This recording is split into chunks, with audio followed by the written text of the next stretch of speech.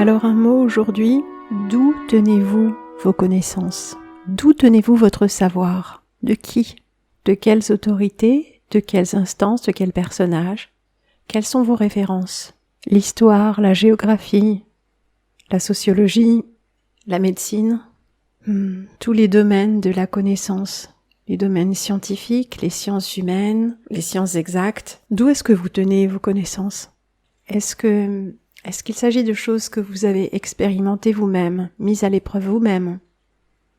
Ou est-ce que d'une façon générale, vous aussi, vous n'êtes que le tenant et le relais d'une information de seconde main?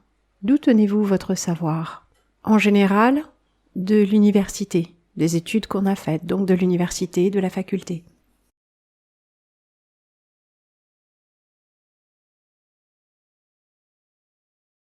De l'université, des études qu'on a faites, donc de l'université, de la faculté. Un mot donc sur qui sont les gens qui nous enseignent. Eh bien, il y a tout un cursus, n'est-ce pas, pour enseigner et pour devenir un de ces relais du savoir. Jusqu'au doctorat, il s'agit d'examens. Et pour devenir professeur, alors je ne parle pas de professeur des écoles, je ne parle pas du mot au sens général, mais du titre, le titre de professeur.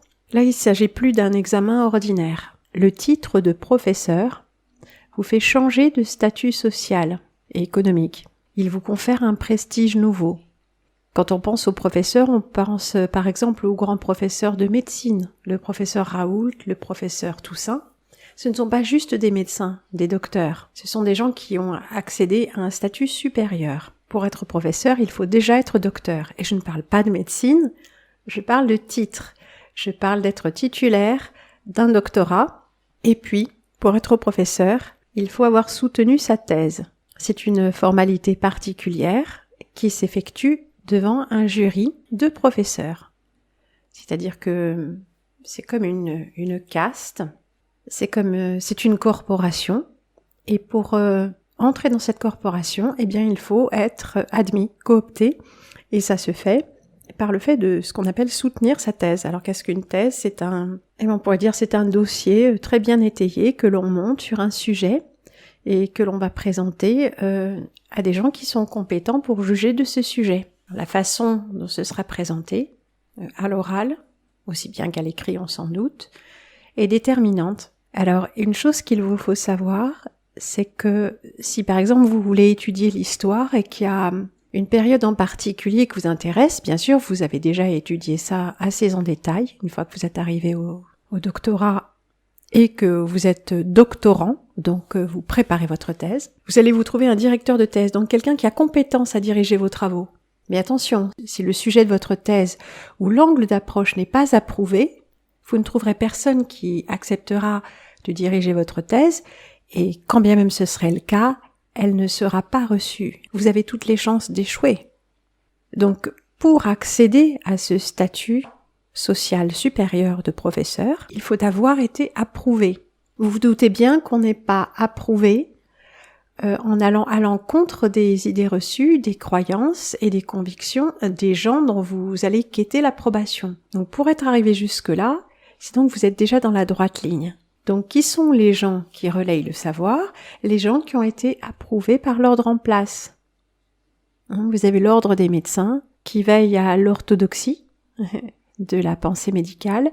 Vous avez l'université qui veille à l'orthodoxie de la pensée universitaire. Et pour être chercheur et diriger des recherches, il faut déjà avoir le statut de professeur. C'est un statut social. Si vous voulez remettre en cause la pensée officielle et avoir une audience pour le faire, il vous faut déjà accéder à ce statut.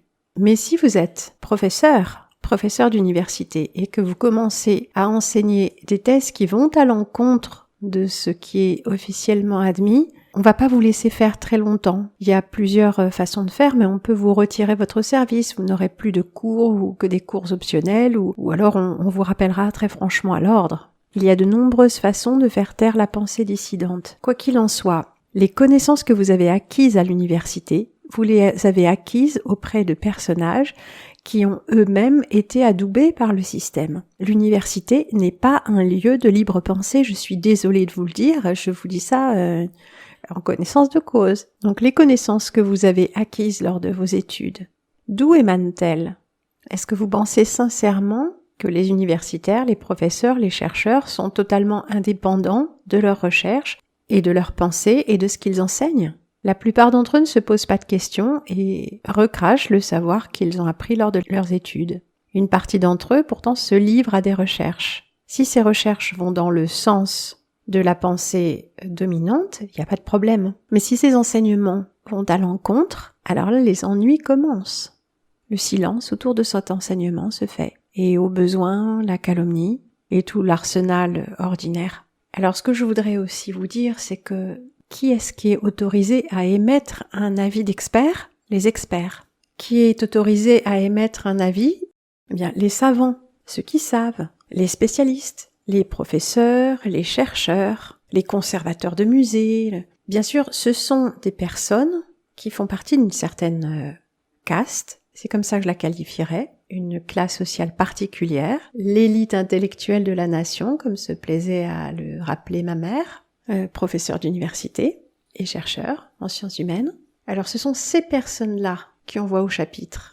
Bien évidemment, puisque ce sont celles qui savent et qui ont étudié. Alors, là où je veux en venir, c'est que par exemple, imaginez, le seul moyen que nous avons de mettre au jour des choses qui ne sont pas exactes, avoir de franches manipulations, c'est quand des personnes qui ne sont pas de la partie mettent le doigt sur une incohérence. Par exemple, des ouvriers, des ingénieurs, des gens ayant une compétence particulière dans un domaine et qui sont en contact avec, mettons, des pièces de musée. Et on leur explique quelque chose qui n'a aucun sens à leurs yeux. Par exemple, je ne prendrai qu'un exemple, interrogé sur les très mystérieux vases d'albâtre du Louvre. L'albâtre est une pierre très dure.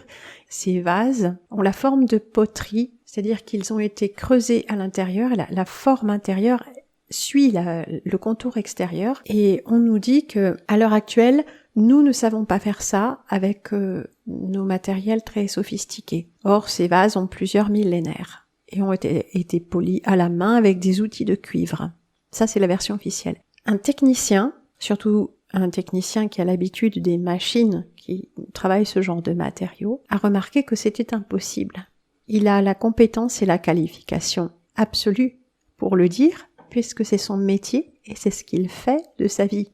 Donc on ne peut pas lui raconter d'histoire. Donc là, il y a quelque chose qui n'est pas possible. Soit les personnes qui produisent le discours de savoir sont complètement déconnectées et incompétentes, soit elles mentent.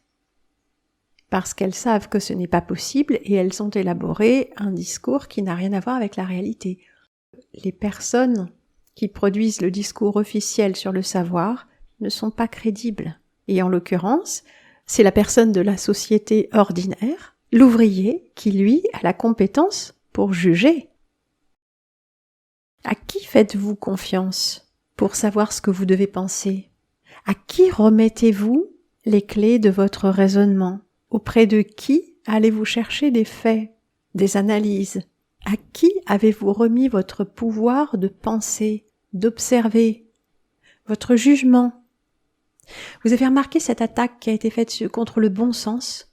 C'est-à-dire tout ce que nous sommes, nous, n'importe qui, en tant qu'être humain capable de voir, d'observer et d'analyser, en tirant des conclusions sans doute différentes les uns des autres, n'a aucune valeur. Nous devons nous en remettre aux médias qui relayent la parole des savants, aux médias qui relayent la parole des politiques qui décident, mais nous n'avons pas voix au chapitre. Quand nous voyons quelque chose, quand nous percevons quelque chose, quand nous réfléchissons à un problème, cela n'a pas de valeur, parce que nous ne sommes pas autorisés.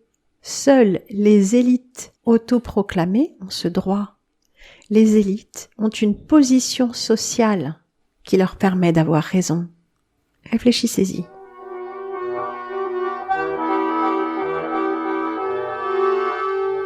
Merci.